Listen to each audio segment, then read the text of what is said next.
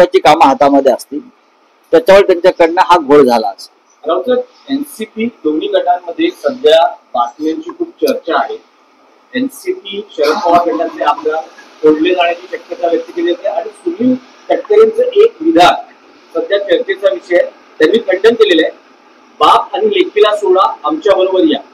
स्वतः तटकरेंनी त्याचं मी असं कधीच म्हणालो नाही असं ते म्हणतात. बघा, हे जे चर्चा जी अजित पवारांपासून तटकरेपर्यंत आणि प्रफुल्ल पटेल यांच्यापर्यंत या सगळ्यांना आज जे काही मिळालंय हे शरद पवार साहेबांमुळे मिळालं.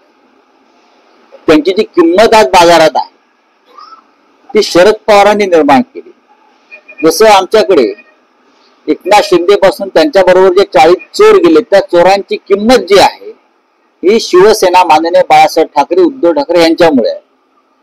पण ज्या प्रकारची भाषा ही खरी असेल की बाप लेकीला सोडा आणि आमच्याकडे या, ही भाषा म्हणजे अमानुष आहे, क्रूर आणि निर्घृण आहे. संतोष देशमुखचा खून जेवढा निर्घृण आहे तेवढीची भाषा निर्घृण आहे.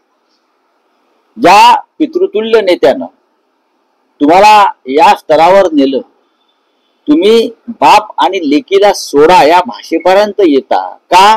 तर तुम्हाला केंद्रामध्ये एक मंत्रीपद मिळवायचं आहे आणि अमित शहाला खुश करायचं, मोगॅम्बोको खुश करणार हा. म्हणून आणि मला आश्चर्य वाटतंय पुन्हा या कठीण परिस्थितीत पवार साहेबांनी 8 खासदार निवडून आणले, त्या परिस्थितीत कष्ट करून ते जर सोडून जात असतील त्यातले काही लोक,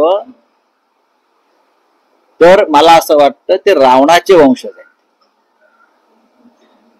जर कोणी सोडून जात असेल उद्धव ठाकरेंना किंवा शरद पवारांना, कारण फार मोठ्या कष्टाने निवडून आणलेले आहे, पक्ष गेला, चिन्ह गेलं, वणवण फिरले उद्धव ठाकरे साहेब आणि शरद पवार साहेब, आणि तरीही परत हे फोडतायत आणि तुम्ही फुटताय.